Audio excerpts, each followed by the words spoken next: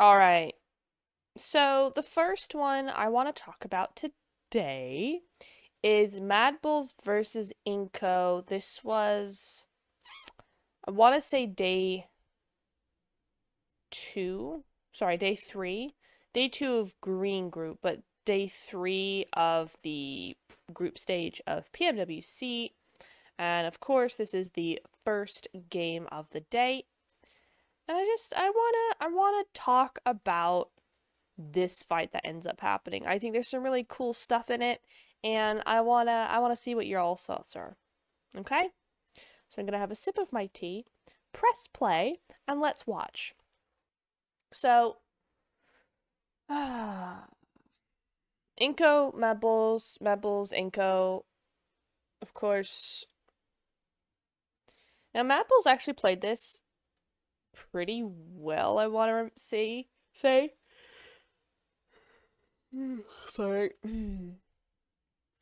If I'm remembering correctly, because it's nearly a week ago now. First nade, beautiful nade from INCO there, and then the Bete. Doing some excellent work. So we get the first knock, right? And he comes in straight away. Notice not from the same angle. Let's go back. And this is probably what a lot of newer teams would do, is he doesn't go into this window, right? He's not gone that direction. He gets the knock, and then he goes around, and he still doesn't go into that window. He goes in here. Why? I think for everybody here in this chat, it's kind of obvious. Because of this guy. And he probably didn't know that they were there in that specific position, but he knows they're over there. He knows there's somebody here somewhere, right? And so if he goes directly across, he's gonna get yeeted. He's not gonna make it to that building.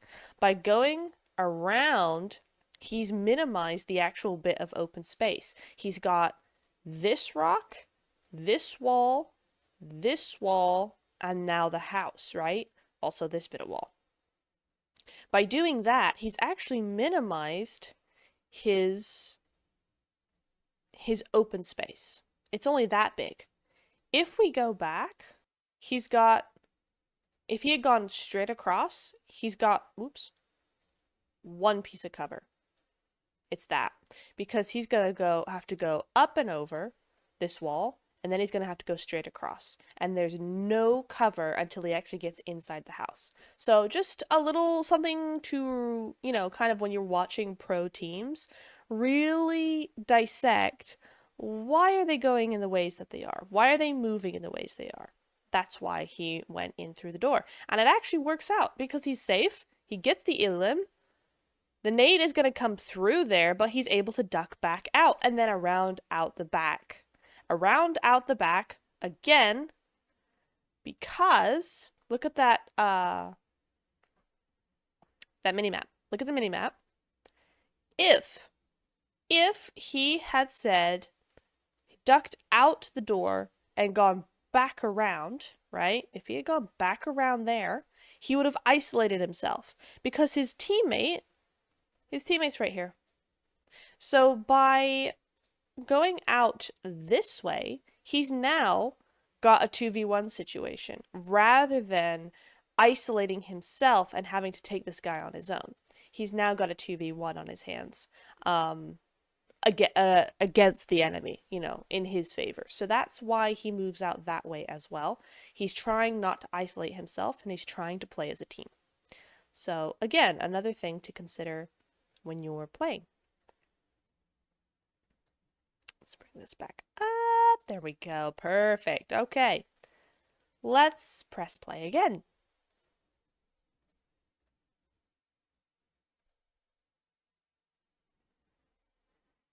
Okay, and now we're going to have a little bit of a nade off. So Madbulls have lost one. Oh, and a nice trade there. Really nice action coming in from Madbulls.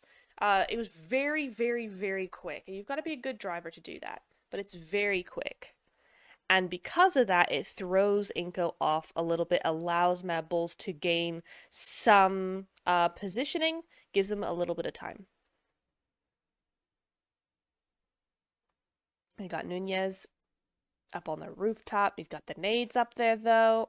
I don't know how they get up on these roofs. Maybe up from the hillside there. No? Yeah, I don't know. But then English Vitali on that off angle. Now, this is a weird...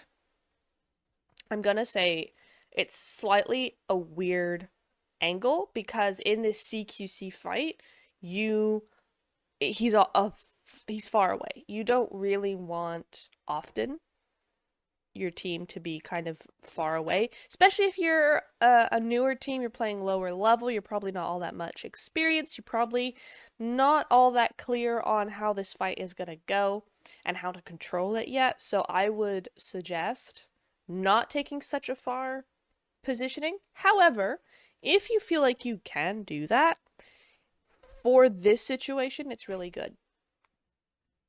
I think this is a really nice one because the way this fight is going to go is that if he doesn't do something like that, if he doesn't get an opening, you're going to sit there for years. It's going to be stalemate fight, and you're just going to sit there on top of those rooftops and kind of do nothing. It's like the Picado red buildings. Nothing happens over there. I don't know why teams do it, because you just sit there throughout the game, and that's fun. Anyway, rant over. But, yeah, so this is kind of where you have an experienced player doing experienced things, and it's working out because he's got that opening.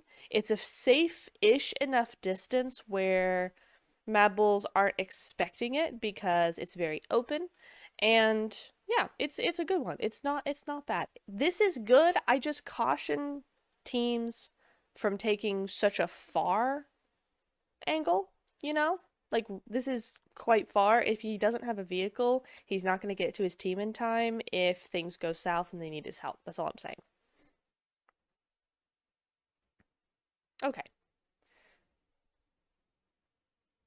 So Flique on the rock should really be able to be naded here, you would have thought, but I don't know if that Nunez has any more nades. Can't see it here.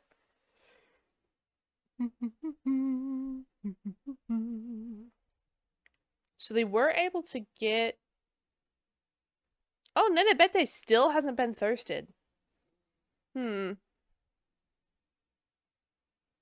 they were able to get their other teammate up. Right? No, right. Nenebete. Again, really nice. Let's go back there a second. I was confused. I got distracted. So what does Nunez do here? He jumps. Baits it. Ooh! Okay, look at the bait and the nade at the same time. Doosh. That, okay, alright. I'm going to say that this was coordinated. The two of them did this coordinated. Now, this could be false. This could be just really nice timing and synergy with the team, right?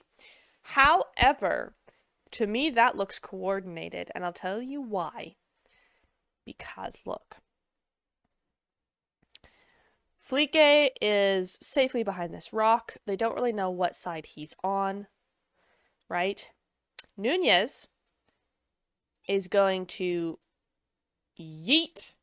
And what is this doing? Watch Flique as he comes over, as Nunez falls. Watch his body. He goes here, and then he peeks.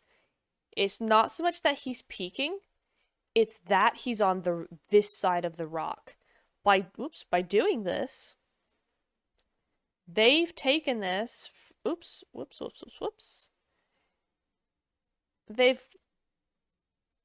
Their nade is coming in this direction. It's going to land on this side. It's not going to land over here. It's not. Right? So, they need Flique to be on this side of the rock. So what's Nunez going to do? He's going to make sure that Flique peeks and is on this side of the rock. He's baiting Flique out here so that the nade lands. And it doesn't matter that he gets knocked. Doesn't matter. Because Flique gets knocked. And that's what you want to see. Boom. Iconic. Now you got Gary, etc. Yeah, why TS failed. We'll talk about TS after this. I want to get through the clips that I have, and then we can have a little chit chat. I've only got 2 clips. It won't be long. Right, so now Zarek. Zarek is the only player left alive. He's half health. It's not looking so good, but he's good. He's a good player. He's got this in the bag, right? Brings Gary down to quite low there. Nice job. Gets the knock, but can't quite do it. Vitaly down was the last player alive there, so it really came down to the 1v1. I'm gonna say that Madbulls didn't play this badly. Madbulls didn't play that badly. The only problem probably why they didn't win is that they weren't aggressive enough. Probably not so much aggressive, but speedy. Often when I say aggressive, I mean speedy because that's an aggressive play, but it's not always aggression. It just means you're quick. And Madbulls were very quick to begin with, but then they kind of let INCO figure out how to beat them, and INCO did that beautifully. Very, very well done from them. So, good job, INCO. I think that was really cool. Sacrifice plays always so nerve-wracking. They are, yeah, and you gotta just trust your team, and that's where team synergy comes in. So, very, very good.